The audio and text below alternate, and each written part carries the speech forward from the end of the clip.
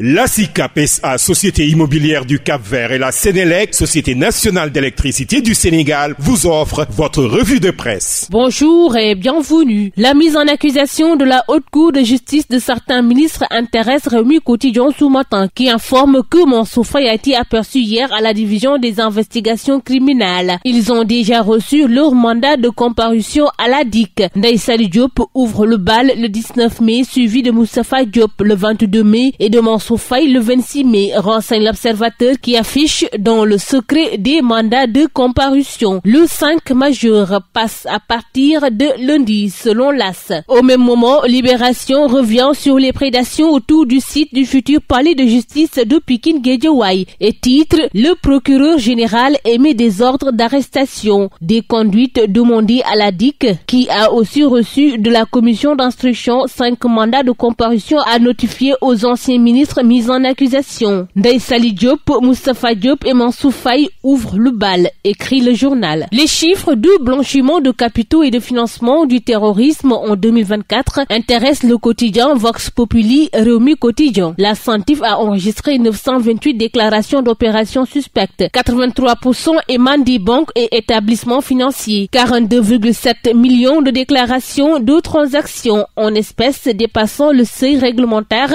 de 15 millions de francs CFA, 2172 demandes d'information et 45 demandes d'information étrangères, 46 rapports transmis au procureur de la République financier, selon le directeur de cabinet du ministre des Finances, ce qui fait dire au journal de Madiambal Diagne, soupçon en hausse à la CENTIF. Fin de la présence militaire française de Dakar, annonce Le Soleil qui titre « Protet revient dans le giron du Sénégal ». Ce jeudi, la France a officiellement remis à l'État sénégalais le quartier contre Amiral Protet, situé sur le port de Dakar, rapporte Rewmi Quotidien. Avant de poursuivre, cette restitution marque une avancée significative dans la redéfinition du partenariat de défense entre les deux pays. Les conflits entre locataires et bailleurs intéressent Walf Quotidien qui évoque la recette de la CDC. La caution sera bientôt centralisée. Eliman Sall, président de l'Association pour la défense des locataires du Sénégal, de dire plus de garanties et de sécurité. Au même moment, Sud Quotidien revient sur la commercialisation des noix d'anacarde à Ziguinchor. Et Barassa une campagne sous haute tension. Acteurs et collecteurs indexent un abandon total de l'État. Source A s'est intéressé à l'expiration des premières cartes nationales de presse délivrées en 2021. Les journalistes en danger, alerte le journal. Délivrées en mars 2021 pour une validité de 3 ans, les premières cartes nationales de presse au nombre de 200 sont arrivées à expiration. L'accès libre à tous les lieux et espaces d'événements où les journalistes peuvent avoir des informations d'intérêt public ou utiles à la réalisation de leur mission peut leur être